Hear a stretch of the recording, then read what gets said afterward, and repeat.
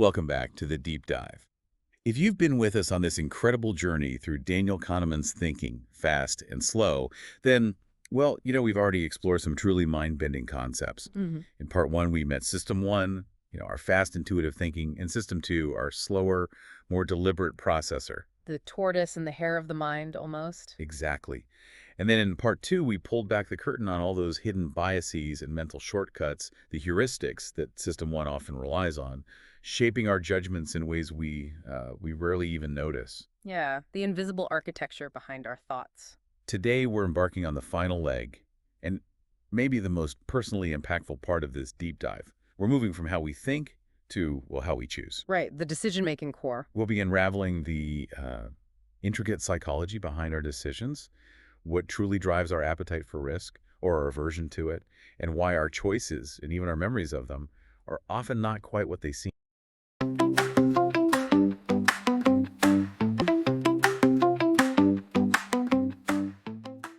Yeah, it gets really fascinating there. So this deep dive into Kahneman's work is all about equipping you, the listener, with a deeper understanding of your own decision-making processes. From the small, everyday choices like what to have for lunch to the big, life-altering ones. It really is like getting a peek under the hood of your own cognitive engine, isn't it? Totally. And what's so incredibly impactful about Kahneman's work, and so much of it was in collaboration with the brilliant Amos Tversky, Can't forget Tversky. absolutely not. Their work just completely upended centuries of economic and psychological thought. I mean, for a long time, traditional economics assumed we were all these rational Right, econs. the perfectly logical beings. Exactly, weighing all options, always making the optimal choice. But Kahneman and Tversky showed us we're humans, wonderfully complex, often predictably irrational. Predictably irrational. I love that phrase. Hmm. And highly susceptible to these systematic errors, this profound shift. It didn't just create behavioral economics as a field, it permeated psychology, public policy, even how we understand financial markets. It fundamentally redefined what it even means to be a rational decision maker. Okay, so before we plunge into those fascinating decision-making pathways, maybe let's just quickly reground ourselves with System 1 and System 2, especially as they relate to choice. Good idea. A quick refresher. So System 1, that's the automatic, fast, intuitive part, right? The gut feeling, the instant recognition, the immediate impression that just pops into your head without you even trying. Yeah, it's always on, constantly generating suggestions, feelings, intuitions. Like a suggestion box that never closes. Exactly. And system two, our more effortful, slow, deliberate side, well, that's supposed to be the rational supervisor. It's responsible for conscious reasoning, complex calculations, making those ultimate choices. Supposed to be. Right. But here's the crucial point Kahneman emphasized, and it's something I think many of us probably recognize in ourselves. System two is often, well, kind of lazy. Uh-huh. Takes the path of least resistance. It frequently just accepts the suggestions and impressions that System 1 churns out, often with little to no modification. Think about those optical illusions, right? Yeah. Intellectually, the lines are the same length, but your System 1 still makes you see one as longer. And your lazy System 2 just goes along with it unless you make a conscious, effortful decision to, pull out a ruler and measure. Right. You have to actively engage it. And that laziness, that tendency to default to System 1 suggestions, plays a huge role in the biases and decision-making patterns we're about to explore. Okay. And it's precisely this uh, laziness of System 2, or maybe its efficiency focus, Hmm. that led Kahneman and Tversky to expose what they called Bernoulli's errors. These were fundamental limitations in classical economic theory. Right, going back quite a way. Yeah, Daniel Bernoulli, 18th century Swiss mathematician, he developed this really influential utility theory. He argued that people evaluate choices based on the utility, the subjective desirability of states of wealth, not just the raw monetary value. So it wasn't just about dollars and cents. Exactly. Like $100 might mean a lot more to someone who's poor than to someone who's already very rich. It represents a bigger proportional change in their overall wealth, so its utility is higher for them. Which was a significant step forward at the time, moving beyond just face value. Definitely. It was revolutionary for its time. But Kahneman and Tversky, with their, sharp psychological observations, they identified a critical flaw. Okay, what was missing? Bernoulli's theory overlooked the absolutely crucial role of reference points. Ah, the starting line. Precisely. People don't just react to their total wealth or some abstract state of being. What truly drives their choices and their emotional responses are the changes in wealth, the immediate experience of gains and losses relative to their current reference point. Which is usually just where they are right now. Yeah, typically the status quo, Kahneman put it so perfectly. You just like winning and dislike losing, and you almost certainly dislike losing more than you like winning. Simple, but profound. It's not about the absolute amount in your bank account. It's about that emotional jolt you feel moving up or down from where you are right now. That feeling of gain or loss is what really matters. And this profound insight, this idea of reacting to changes from a reference point, well, that led to one of the most significant breakthroughs in all of social science, prospect theory. Okay, here we go. The big one. This was Kahneman and Tversky's groundbreaking descriptive model. They published it in Econometrica back in 1979, a really prestigious journal. And it just took off, didn't it? Oh yeah, it rapidly became one of the most cited works in the social sciences because it didn't just theorize how people should make decisions, Yeah. like the rational econs. Right, it wasn't prescriptive. No, it meticulously explained how people actually make them. It revealed these systematic violations of classical rationality that were happening all the time right under our noses. It described us, the humans, flaws and all. Exactly. And the heart of prospect theory is, well, it's beautifully captured in what's known as the S-shaped value function. Right. I remember seeing diagrams. It's not just a pretty curve. It's basically a revolutionary map of how we weigh potential outcomes. And it has three really critical features. First, reference dependence. You already touched on that. Yep. All outcomes are perceived as either gains or losses, and this perception is always relative to some neutral reference point, typically our current situation. We just don't think in absolute terms naturally. It's all about movement from a baseline. Okay, got it. Reference point first. What's second? Second, we have diminishing sensitivity. This means the psychological impact, that emotional jolt we talked about, of a gain or a loss, actually lessens as its magnitude increases. Explain that a bit more. Okay, think about it like this. Finding $100 feels huge if you have, like, nothing in your pocket. Right. Life-changing almost. But finding another $100 when you already have $10,000 in cash, it's nice, but it feels much less significant, doesn't it? Yeah, definitely less of a thrill. So the difference between $0 and $100 is psychologically much more impactful than the difference between, say, $1,000 and $1,100, even though the actual monetary amount, $100, is the same. Okay, so the first gain or loss feels the biggest. Exactly. And this holds true for losses, too. That first $100 loss probably stings way more than losing another $100 when you're already, deep in the red. It's like the initial burst of light in a dark room makes a huge impact. But adding more light to an already bright room barely registers. Makes sense. Diminishing sensitivity. Okay, what's the third feature? This is where it gets really interesting, I think. It really is.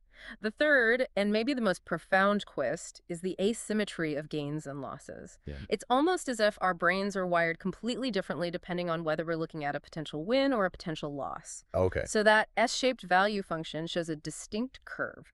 For gains, it's concave. Concave, meaning it flattens out. Yeah, it curves downwards, flattening as gains increase.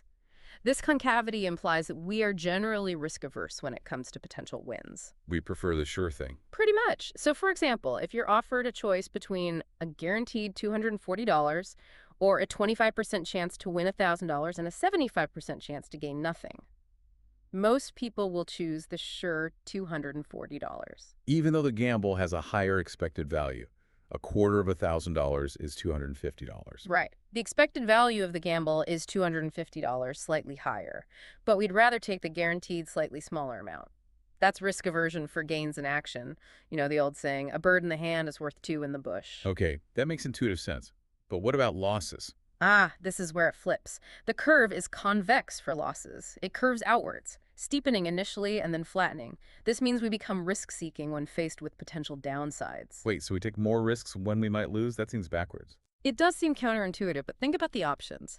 If the choice is between a sure loss of $750 or a 75% chance to lose $1,000 with a 25% chance to lose nothing, guess what most people choose? Let me guess. The gamble. You got it.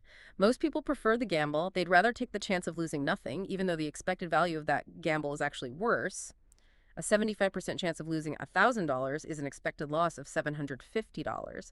Same as the sure loss, but riskier. Wow, so we gamble to avoid a sure loss. Exactly. It's like hoping for a miracle to avoid any loss, rather than just accepting the smaller certain hit. We become risk-seeking in the domain of losses. So risk-averse for gains, risk-seeking for losses. And this combination leads to some truly, well, illogical patterns when choices are presented in isolation and then combined. Kahneman gives this great example. People often choose a sure gain of $240 over B, a 25% chance to gain $1,000. And they also choose D, a 75% chance to lose $1,000 over C, a sure loss of $750. Okay, following so far. But if you were to combine those preferred choices, A and D, the overall outcome is actually demonstrably inferior to combining the options they rejected, B and C. Our intuitions, driven by this framing of gain versus loss, consistently lead us to make a combination of choices that is less optimal when you look at the bigger picture. That's wild. We're setting ourselves up for worse outcomes just based on how we feel about gains versus losses separately. It's a fundamental violation of rational choice theory, driven by our psychology. Which brings us perfectly to a concept that ties so much of this together. Loss aversion. The big driver. It's not just a fancy term, is it? It's this deep-seated psychological reality where the pain we feel from a loss is just significantly more powerful than the pleasure we get from an equivalent gain. Yeah, it really hits harder. Kahneman often talks about a common loss aversion ratio, right? Somewhere between 1.5 and 2.5. That's a typical range, yes. Meaning losing $100 hurts about twice as much, maybe even 2.5 times as much, as gaining $100 feels good. Think about that for a moment.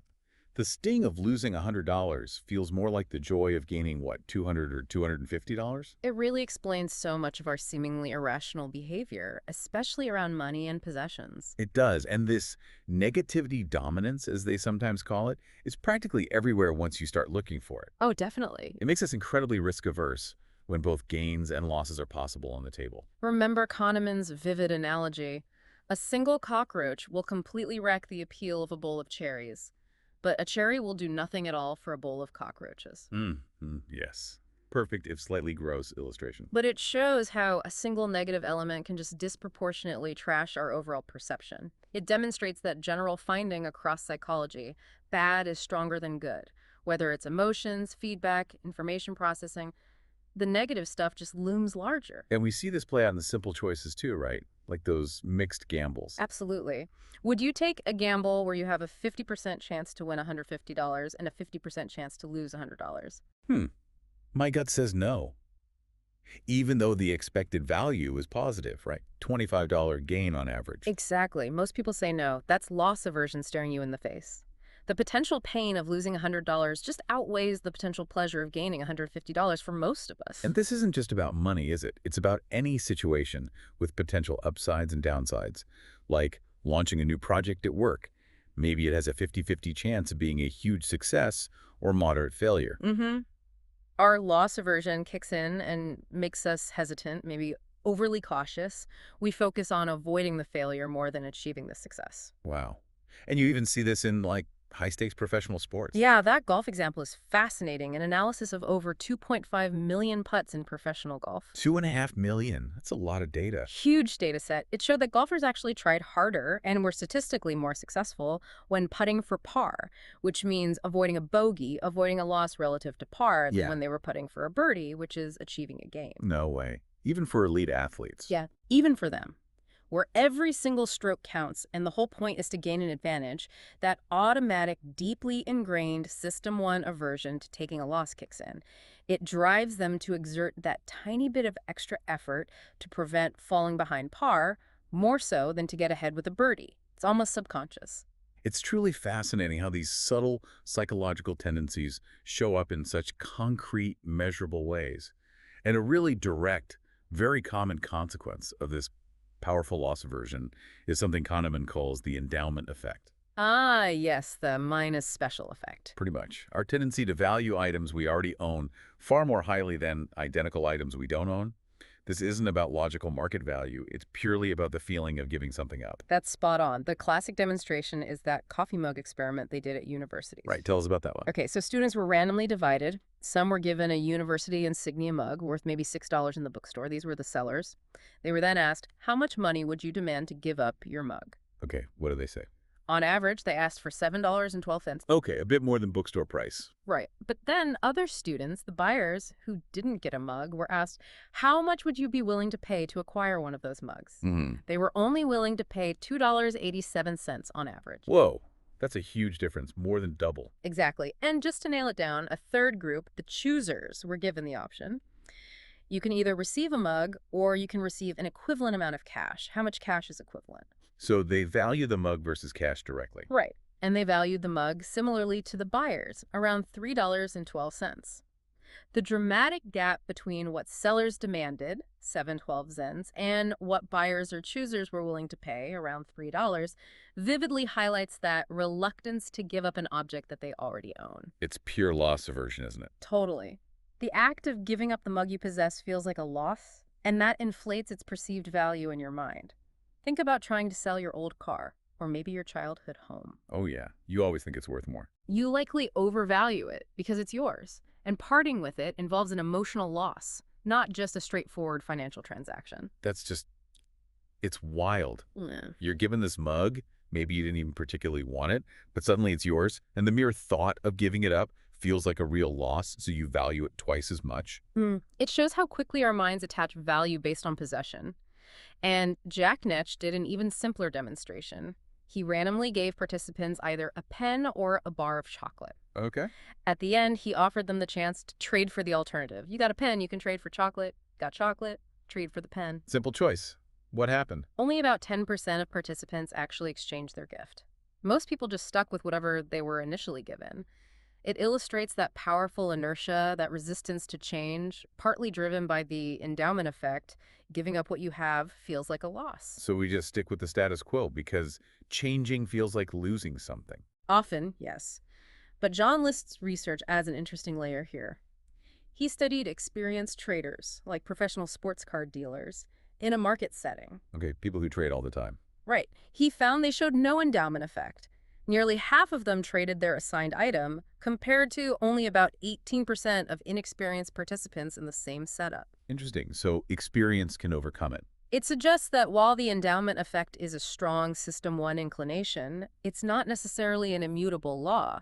It can be weakened or even overcome by context, by experience, by training, especially in environments where constant trading and objective valuation are the norm. So System 2 can learn to override these biases sometimes. With the right environment and feedback, yes. It shows learning is possible. And thinking about loss aversion and endowment, it must have a really profound, almost heartbreaking impact on people with very limited resources, right? Absolutely. Kahneman makes this crucial point. For the poor, almost all choices feel incredibly difficult because they are essentially choices between losses. How? Well, every dollar spent on one necessary good, say food, is inherently a dollar not spent on another essential like medicine or rent or kids' shoes. So spending itself feels inherently painful. It's a constant, agonizing trade-off of one necessary thing for another. Wow, that reframes poverty in a really powerful psychological way. It does. It helps explain why financial decisions can be so stressful and agonizing for individuals struggling with scarcity. It makes them hypersensitive to any perceived loss, arguably even more so than those who are comfortably well off. Okay, building on that idea of how things are felt and presented, we get to framing effects. The power of words. Exactly. This is where the way a problem is presented or framed can dramatically alter the decisions we make, even if the underlying options are logically, mathematically identical. And it works because our system, too, our rational self, is, as Kahneman says, normally lazy. Right. It just tends to accept the frame it's given passively. It doesn't automatically question, hey, is there another way to look at this? This is truly mind-bending stuff because it shows how easily we can be swayed just by wording and context. Yeah. The classic example Kahneman uses is the Asian disease problem, right? The absolute classic. Tell us how it goes. Okay, so you're presented with this hypothetical scenario. An unusual Asian disease is expected to kill 600 people. You have to choose between two programs to combat it. Okay, standard public health dilemma. But the options are framed in two different ways. In the first frame, it's about lives saved. Program A will save 200 lives, guaranteed. Program B has a 13 probability that 600 lives will be saved and a 23 probability that no lives will be saved. Okay, sure. Gain versus a gamble. What do people choose? Most people choose Program A, the sure thing, the risk-averse option, when framed as saving lives. Saving 200 for sure feels better than the gamble. Exactly. But then they present the exact same outcomes framed negatively in terms of lives lost. Yeah. Now, Program C means 400 people will die, for sure. Program D has a 13 probability that nobody will die and a 23 probability that 600 people will die. So a sure loss versus a gamble on the loss. And what happens? Preferences completely flip. Now, most people become risk-seeking and choose Program D, the gamble. Even though Program C, 400 die, is identical to Program A, 200 saved out of 600, and Program D is identical to Program B. Precisely the same underlying reality. But the frame saved versus lost flips our preference from risk-averse to risk-seeking. It leads Kahneman to say our moral feelings are attached to frames, to descriptions of reality, rather than to reality itself. That's such a powerful and slightly unsettling statement about human nature. Isn't it? And we see this play out in really critical real-world scenarios, like in medicine. Oh, yeah. Physicians who you think are highly rational have been shown to choose different therapies for patients, say surgery versus radiation, based purely on whether the statistics for success were presented as a survival rate or a mortality rate. Even though they convey the exact same information, 90% survival rate is the same as 10% mortality rate. Exactly the same data. But the frame had this emotional resonance that swayed their medical judgment. It wasn't just about the objective facts. It was about the feeling evoked by the words survival versus mortality. That's alarming, really, how easily these seemingly rational decisions can be nudged by just the words used. It is, and the implications are just vast. Think about the MPG illusion in the U.S. with cars. Miles per gallon, right. How is that an illusion? Well, Kahneman argues it's a misleading frame for actually evaluating fuel economy improvements. Think about it. Going from 10 mpg to 20 mpg, right? That saves you 5 gallons of fuel over 100 miles. Okay. Big improvement. Now think about going from 20 mpg to 50 mpg. That sounds like a much bigger leap, right? A 30 mpg jump. Yeah, sounds huge. But that improvement only saves you 3 gallons over 100 miles. 5 gallons for 100 miles at 20 mpg, 2 gallons at 50 mpg. Wow, okay, so the first 10 mpg jump saved more fuel than the next 30 mpg jump. Exactly. The first improvement is actually way more impactful in terms of fuel saved per distance driven. But the MPG frame makes the bigger final number look better, seem more efficient.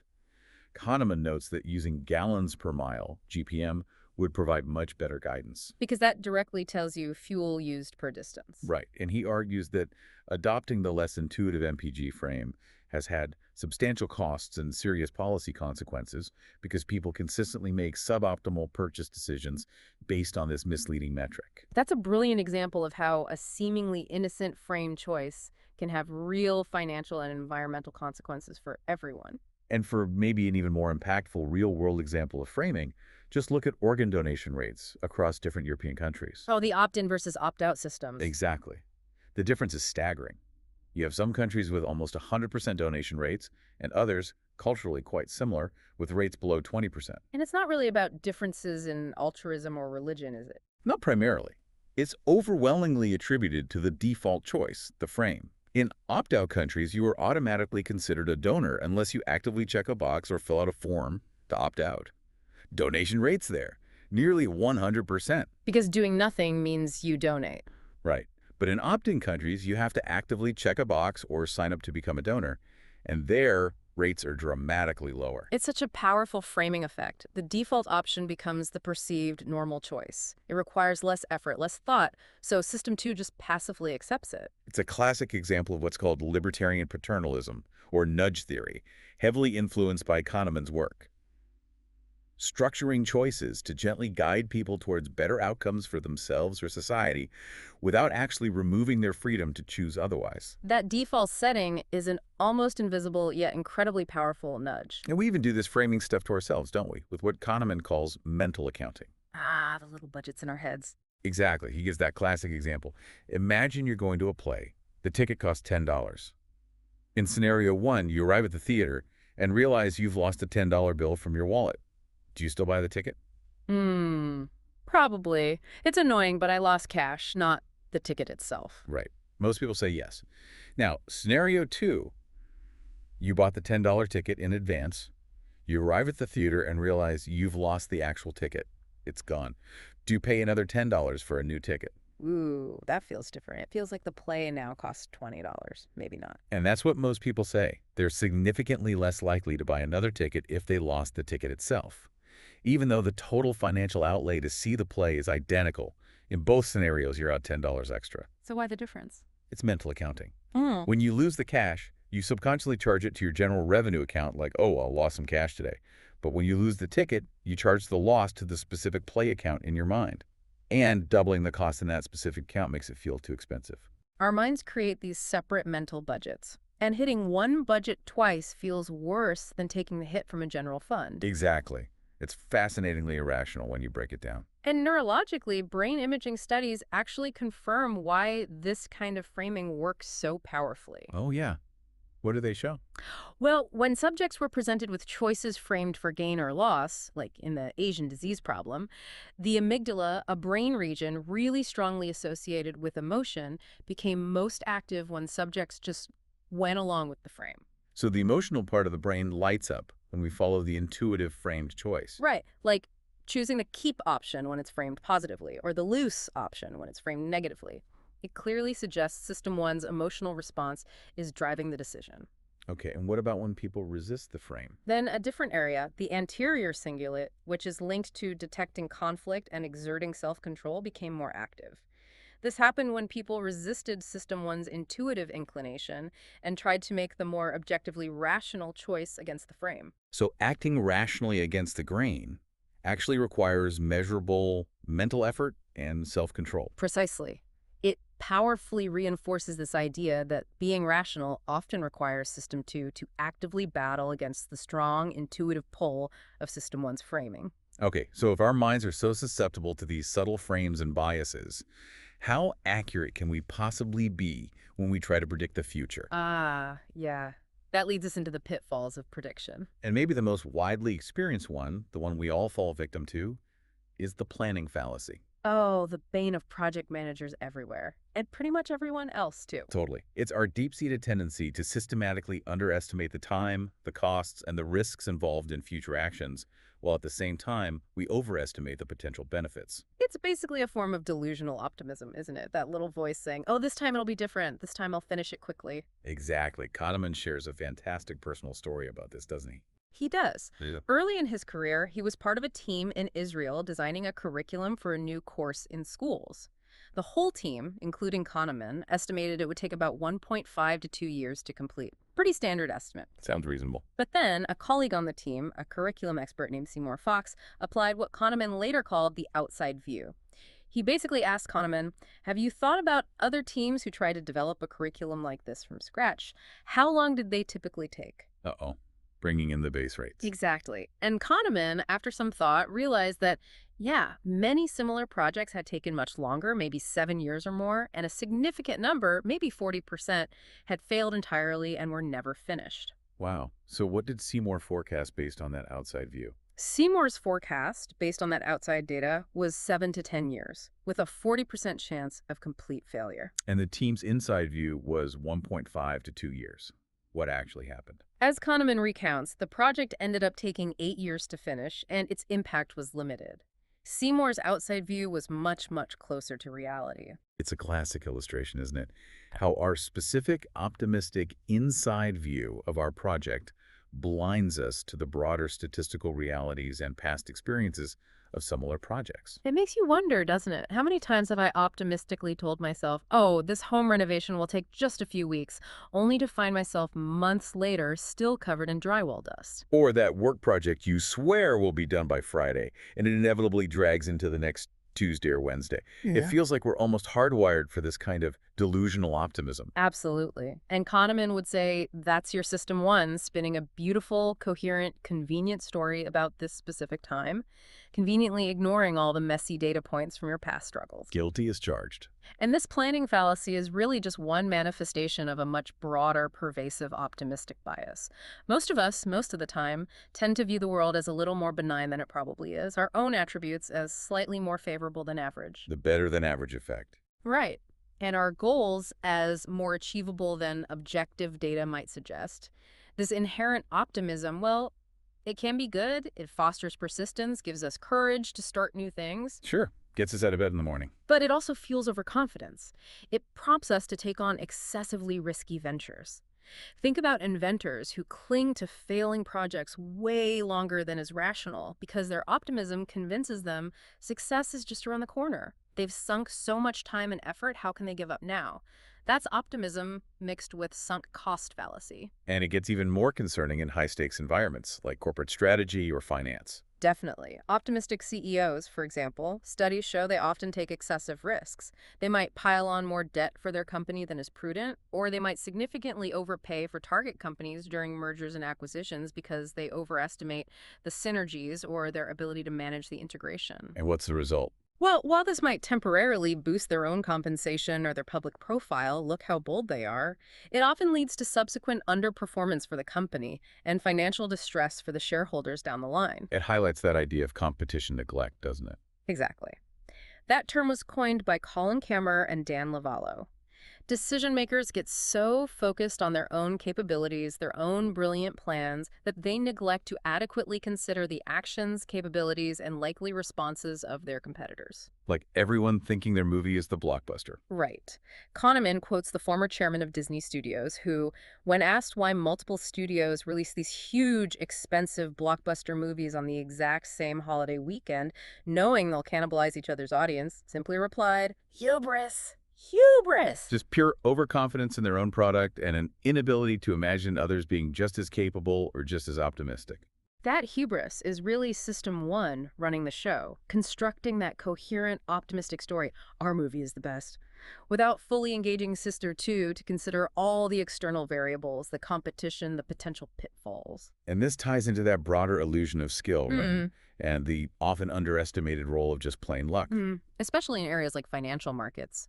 Despite decades of economic theory and mountains of empirical evidence showing it's incredibly difficult, bordering on impossible, for almost anyone to consistently outperform the market over the long run. People still believe they can pick the winning stocks. Oh, absolutely. Individual investors, even many professional fund managers, stubbornly believe they possess the skill to do it.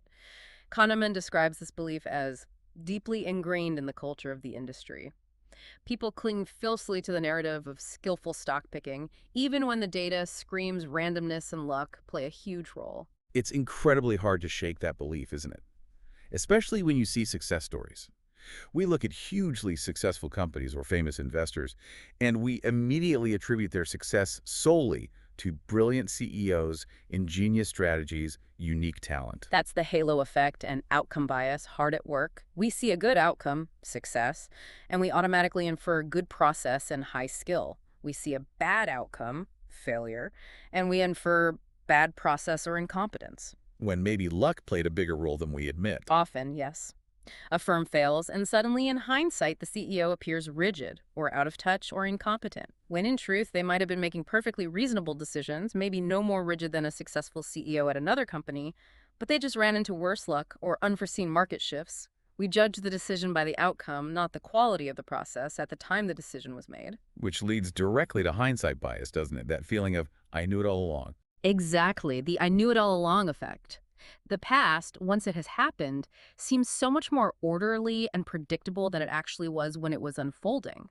The ease with which we can explain past events creates this powerful illusion that those events were predictable from the start. And that makes it almost impossible to evaluate past decisions properly. It really does.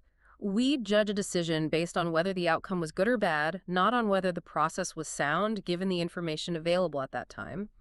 Think about a jury judging a doctor after a rare surgical complication occurs. Right. They're incredibly prone to believe, in hindsight, that the operation was obviously risky and the doctor should have known better, should have foreseen the problem, even if, statistically, it was a low-risk procedure with an unpredictable outcome and the doctor followed all standard protocols perfectly. Hindsight bias makes us overly critical of past decisions and dangerously overly confident in our own predictive abilities going forward. Okay, so if we're all so prone to these predictive errors, the planning fallacy, outcome bias, hindsight bias, and this seemingly unavoidable overconfidence, are there any practical strategies? Any ways we can actually tame this beast and improve our forecasts and decisions? Thankfully, yes. Kahneman suggests a few powerful techniques. One direct cure, as he calls it, for the planning fallacy, is using reference class forecasting. Okay, that sounds like what Seymour did in his story. Exactly. Instead of focusing only on the unique specifics of this particular project, what Kahneman calls the inside view, you deliberately force yourself to look at the outcomes of a broad class of similar past projects. You find the outside view. So you need data on comparable ventures. Right. Ideally, you use large databases or documented histories of comparable ventures to get objective statistical information about things like typical cost overruns, time delays, or success failure rates for that type of project. It forces you to anchor on the base rates, the statistical reality, rather than getting seduced by your own unique, optimistic story about why this time will be different. That requires discipline, though, to actually Yeah, seek out and use that outside data. it does. System 2 has to put in the effort. Another incredibly powerful strategy, one that's gained a lot of traction in business and project management, is the pre-mortem. The pre-mortem sounds It's ominous. actually brilliant. Mm. It's a procedure proposed by psychologist Gary Klein, designed specifically to mitigate overconfidence and groupthink before a final decision is locked in. Okay, how does it work? When a major decision is almost made, maybe the plan is finalized but not yet launched, you gather a group of knowledgeable individuals involved in the plan, and you ask them to perform a specific thought experiment. You say something like, imagine that we are 1 year into the future. We implemented the plan exactly as it now exists. The outcome was an unmitigated disaster. Please take 5 to 10 minutes to write down a brief history of that disaster. Why did it fail? Wow. So you assume failure from the outset. You assume failure, hypothetically. And this simple exercise is incredibly powerful.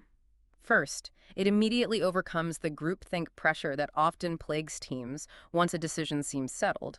Where everyone wants to appear supportive and positive, so potential risks get suppressed. Right, nobody wants to be the negative one. But the pre-mortem legitimizes criticism.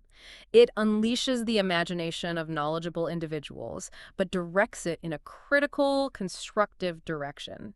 It helps people foresee potential problems, hidden flaws, overlooked risks that optimism, conformity, or just a desire for consensus might otherwise keep hidden. I mean, think about applying that personally. Before you commit to a big house renovation or a major career change, or even planning a complex event, imagine it's a total disaster a year from now. Write down why. You'd probably uncover a lot of hidden risks and overlooked steps you hadn't considered, wouldn't you? It completely changes your perspective. It forces System 2 to engage skeptically and deliberately, leveraging collective intelligence or even just your own critical thinking to uncover those blind spots. That's a really practical tool. Pre-mortem. I like it. It truly is. It forces that crucial shift. And speaking of shifts in perspective, Kahneman then makes a major pivot in the book, moving from how we make choices and predict the future to perhaps the most profound and philosophical part, exploring well-being and happiness through the lens of our two selves. Right, the experiencing self and the remembering self. Yeah, exactly.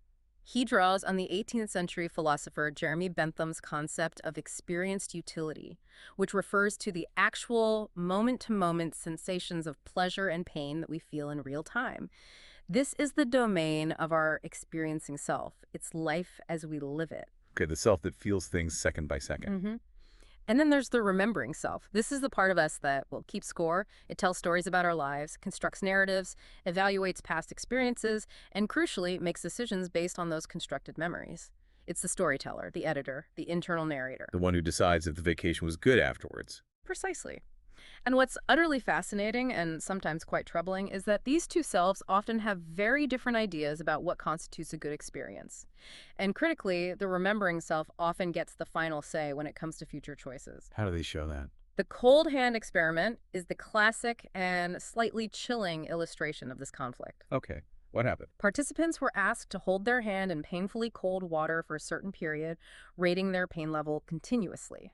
In one condition, let's call it the short trial, they held their hand for 60 seconds in water at 14 degrees C, which is really uncomfortably cold. Ouch, okay. In another condition, the long trial, they held their hand for a total of 90 seconds. The first 60 seconds were identical at 14 degrees C, but for the final 30 seconds, the water temperature was raised slightly to 15 degrees C, still unpleasantly cold, but less painful than the initial 14 degrees C. So the second trial was longer overall, but ended on a slightly less painful note. Exactly. More total time in pain, but a slightly better ending. Now here's the key part. Later, when participants were given a choice about which trial they would prefer to repeat, What do you think they chose? Logically, you'd think the shorter one. Less total pain. Logically, yes, but many participants chose to repeat the longer 90-second trial Why on earth would they choose more pain? because the end of that longer trial was less painful. This created a better memory of the overall experience, even though it objectively involved more total discomfort for their experiencing self. The remembering self, focusing on the peak pain and especially the end, preferred the story of the longer trial because it finished on a relative upswing. That's incredible. The memory trumped the actual experience. It directly demonstrates the remembering self's power. It prioritizes a better narrative, a less unpleasant ending to the story, over minimizing the total amount of pain actually experienced. So this leads to some really specific insights about how we evaluate past experiences, right? The peak end rule. That's the first critical insight, yes. The peak end rule states that our retrospective evaluations, our memories of past experiences, are primarily determined by the average of the most intense moment, the peak, whether pleasure or pain, and the very final moment, the end. Not the whole experience averaged out, No, largely just the peak and the end. What happens in between, and critically, the total duration of the experience gets largely ignored. which leads to the second insight, duration neglect. Exactly, duration neglect. The actual length of an experience, whether it's a painful medical procedure, a wonderful vacation, or even, as Kahneman showed, an entire fictitious life seems to have little to no effect on its overall retrospective evaluation by the remembering self. That seems so counterintuitive. Surely a longer vacation is better remembered. You'd think so, but the research suggests otherwise, at least for the overall global evaluation. The study about Jen's life really drove this home powerfully. Tell me about Jen. Participants read a description of a fictitious woman named Jen, described as living a generally happy life, enjoying work, friends, hobbies. Then, they were asked to evaluate the overall desirability or total happiness of Jen's entire life. In one version, Jen lived happily for 30 years and then died suddenly and painlessly. In another version, Jen lived the exact same happy 30 years, plus an additional 30 years of similar happiness, dying painlessly at 60. Okay, so one life is twice as long, but equally happy throughout. Right. The astonishing finding was that participants' evaluations of Jen's total life happiness showed no difference whatsoever between the 30-year version and the 60-year version. Doubling the duration of happiness didn't make the life seem any happier overall. It's not in the global evaluation. It seems the remembering self evaluated her life based on a prototypical slice of time, a few key moments, or the general quality, not by summing up the total quantity of happy moments over the duration. Kahneman explains this by saying, System 1 processes sets of moments, like an experience or a life, not by integrals or sums, but by averages, norms, and prototypes. Duration just doesn't factor into that calculation much. So our memory isn't like a faithful recording device, adding up all the seconds of joy or pain. It's much more like a movie director, picking out key scenes, focusing on the climax and the ending, and creating a highlights reel. That's a great analogy. The remembering self is the storyteller, crafting a narrative that simplifies, summarizes, and often distorts the full richness and length of our lived moments. And if you think about it, so much of life feels like it's lived for the sake of the story we'll tell ourselves or tell others afterwards. Kahneman pushes this idea with a thought experiment. Consider amnesic vacations. Imagine you could take a fantastic vacation, truly wonderful experiences moment to moment, but with one catch. All your memories of the trip, including photos and souvenirs, would be completely erased the instant you return home. Ooh. Would you still go? Exactly. How would that affect your plans, or how much you'd be willing to pay for such a trip? Many people, when confronted with this, say it would greatly reduce the value, or they wouldn't even bother going at all. Which highlights how much we often value the memory of an experience, the story we get to keep and retell, potentially even more than the actual real-time enjoyment provided by the experiencing self. It helps explain behaviors like tourists engaging in almost frenetic picture-taking, doesn't it? Right. Sometimes it feels like people are experiencing the moment through their camera lens rather than directly. The act itself isn't necessarily about savoring the present moment for the experiencing self. It's often about storing memories for the remembering self. It's about shaping the experience into a future memory, a story to be designed, curated, and recalled later.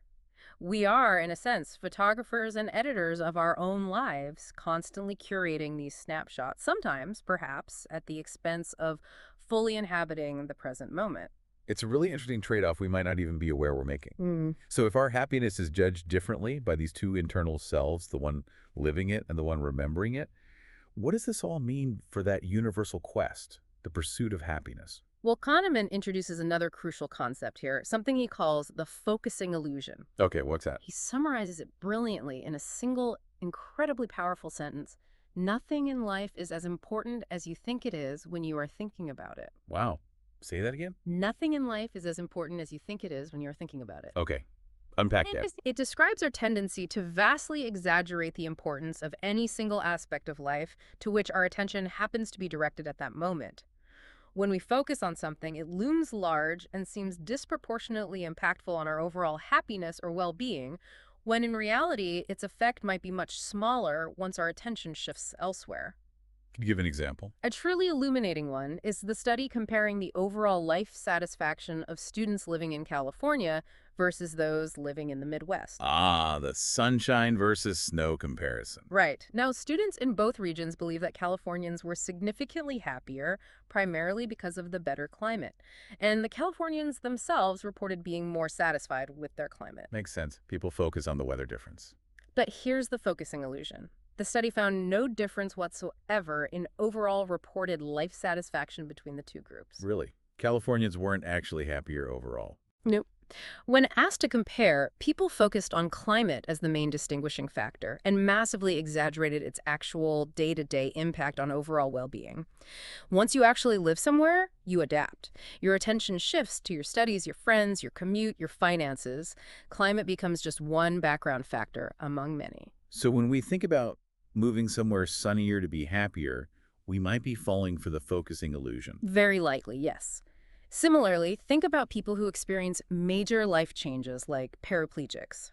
While it's a devastating event, detailed observations show that as early as 1 month after their accident, paraplegics report being in a fairly good mood more than half of the time. That seems surprisingly quick. It's because, again, attention shifts. While their condition is permanently altered, their moment-to-moment attention in daily life shifts away from their paralysis and towards activities, interactions, thoughts, the stuff that fills daily experience for everyone. This illustrates profound adaptation driven by where our attention lands. It seems our current mood also has a huge, disproportionate influence on how we report our overall life satisfaction, doesn't it? The mood heuristic. Exactly. Our current feeling state can massively color our judgment about our entire life. For instance, in one famous study, participants who happened to find a dime on a copier right before being asked about their life satisfaction reported being significantly happier overall than those who didn't find a dime. Just finding 10 cents made their whole life seem better. Temporarily, at least. Temporarily, yes. It put them in a slightly better mood, and that mood bled over into their global judgment. Or, another example, if college students were asked about how many dates they'd had recently before being asked a general happiness question, their answer to the dating question strongly influenced their overall happiness rating. If they were asked in the reverse order, the effect disappeared. So whatever's top of mind, whatever mood we're in right now, can seriously bias our big picture assessment of our lives. It shows how fleeting and context-dependent these self-reported happiness measures can sometimes be. But what about longer-term things, like life goals? Do they matter? They do, but again, often in a surprising way related to the remembering self and satisfaction. Kahneman discusses research showing that the goals young people set for themselves significantly influence their life satisfaction years later as adults. Okay, how so? Those who prioritized financial well-being early on and then actually achieved it reported being more satisfied with their lives later. No huge surprise there. Right, goal achieved, feel But satisfied. here's the twist. Those who prioritized financial well-being but then didn't achieve it were significantly less satisfied with their lives than people who had never prioritized making money highly in the first place. Wow. So failing at a goal you cared about hurts more than just not having that goal. Exactly. It suggests that life satisfaction isn't just about what you have or what happens to you objectively. It's also deeply tied to the story the remembering self tells about how your life measures up against the goals you set. The disappointment of falling short on a valued goal can cast a longer shadow than simply pursuing different priorities. So putting it all together, the experiencing self, the remembering self, focusing illusions, goals, where does Kahneman land on defining well-being? He concludes, quite wisely, I think, that an exclusive focus on either experienced utility, the moment-to-moment feelings of the experiencing self, or life satisfaction, the overall narrative and evaluation of the remembering self, is ultimately untenable. You can't just pick oneself to satisfy. He argues for a more nuanced hybrid view that acknowledges and considers the well-being of both selves. We need both good moments and a good story. How to balance them is the tricky part. Okay. So stepping back from the individual experience, what's the lasting impact of all of Kahneman's work? This lifetime of studying how we think and choose, its legacy seems huge. It's truly reshaped entire fields and continues to ripple outwards. By rigorously, painstakingly documenting these systematic errors in the thinking of normal people, his work, especially prospect theory developed with Tversky, fundamentally challenged that core assumption of perfect rationality that had dominated classical economics for centuries. Right, it dethroned the purely rational econ. Exactly. It gave rise to the entire field of behavioral economics, which takes psychology seriously and views us not as theoretical econs, but as complex, fascinating, predictably irrational humans. And the impact went beyond economics, didn't it? Oh, far beyond. These core ideas, heuristics, biases, prospect theory, the two systems, they've been productively applied in an incredibly diverse range of fields. Think about medical diagnosis. Understanding cognitive shortcuts can help prevent doctors from making diagnostic errors. Legal judgment, too. Definitely. Analyzing how biases might influence judges, juries, even eyewitness testimony. Then there's intelligence analysis improving decision-making in high-stakes security contexts. Philosophy re-examining the very nature of rationality and consciousness. Finance understanding market bubbles, crashes, and investor behavior. Statistics designing better experiments aware of cognitive pitfalls. Even military strategy improving tactical decisions under pressure. It's hard to overstate the reach, really. It truly is. And one particularly influential application, which we touched on with organ donation, is nudge theory. Right, popularized by Richard Thaler and Cass Sunstein, building heavily on Kahneman's foundations. Precisely. This whole approach uses behavioral insights to subtly guide people towards better decisions, choices that improve their health, wealth, or happiness by carefully designing the choice architecture. Things like setting beneficial default options for retirement savings plans or organ donation. It's that idea of libertarian paternalism, right? Helping people without restricting their ultimate freedom to choose differently. Exactly. It's about designing environments and framing choices in ways that make the better choice the easier, more natural one, working with our cognitive tendencies instead of just assuming rationality. Okay, this all sounds fascinating academically, and its impact on policy is clear. But what does this mean for you, the listener, sitting here trying to make sense of your own life and decisions? How can you apply these profound insights personally? Well, first and foremost, Kahneman himself would likely emphasize that awareness is key. Just knowing that these cognitive biases exist, understanding that your mind has these predictable patterns and shortcuts, is the crucial first step. It's like seeing the Matrix for the first time, right? You start noticing it everywhere. Exactly. Once you're aware, you can start to mitigate their influence. So one practical takeaway is to actively beware of frames. How do you do that? Before making an important decision, deliberately try to reframe the problem. Look at it from different perspectives. If a choice is presented in terms of gains, try thinking about it in terms of losses, and vice versa. Before giving up something you own, whether it's a stock, a house, a job, even an old belief, actively ask yourself that endowment effect question. Imagine I didn't own this. How much effort or money would I expend to acquire it right now? That simple reframing can really cut through the emotional attachment. It can powerfully help overcome loss aversion and the endowment effect, leading to more objective choices. And what about that planning fallacy? How do we fight our own optimism? Consciously apply reference class forecasting for any significant personal or professional project. Don't just rely on your optimistic inside view. Force yourself or your team to look at the actual data, the base rates, from similar past endeavors. How long did they really take? What did they really cost? What were the common failure points? And for really big plans. Seriously, consider using Gary Klein's pre-mortem, that exercise of imagining disastrous failure beforehand. It's a small investment of time that can save you enormous amounts of pain, money, and regret down the road by uncovering risks you'd otherwise ignore. Okay, what else? Loss aversion seems huge. Understanding loss aversion's grip is crucial.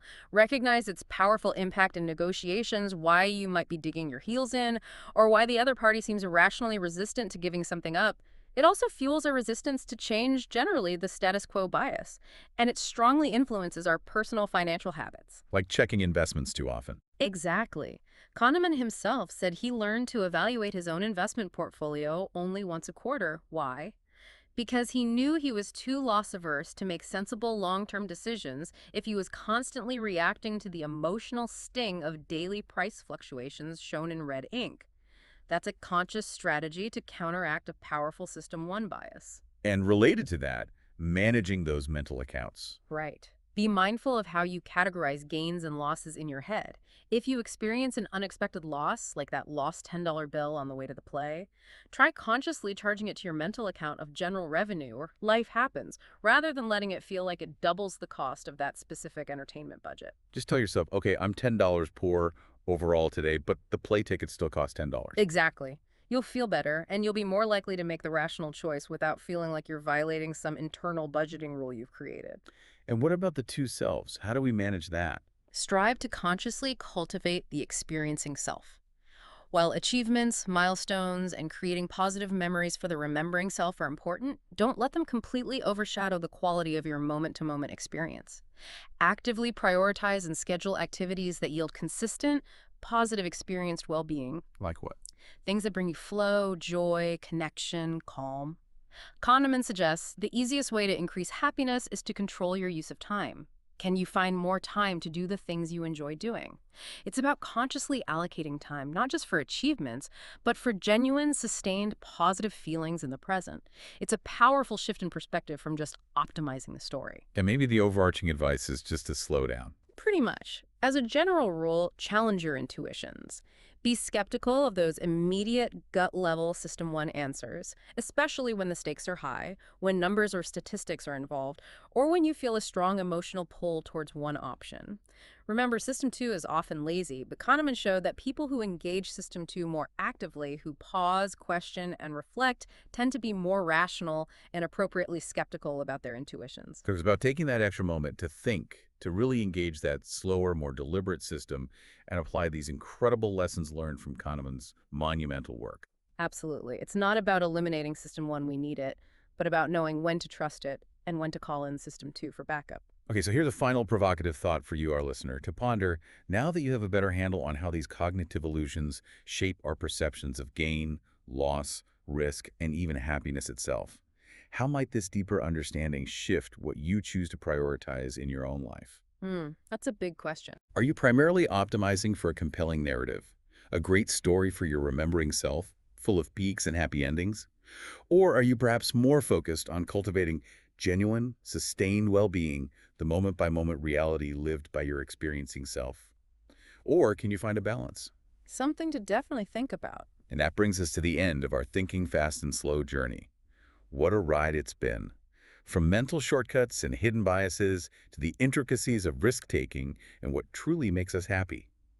Daniel Kahneman, along with Amos Tversky, has truly given us a new language, a new lens for understanding our own minds and the hidden forces that shape our choices every single day. An incredibly valuable toolkit. We really hope this three-part deep dive helped you see those forces behind your everyday decisions and perhaps gave you some practical tools to navigate them with greater awareness and maybe even a bit more wisdom. If you enjoyed it, be sure to check out our other deep dives on fascinating books and ideas, and don't forget to subscribe wherever you get your podcasts. It really helps others find the show. Thanks for joining us on this exploration. Until next time, think smart, feel deeply, and live fully.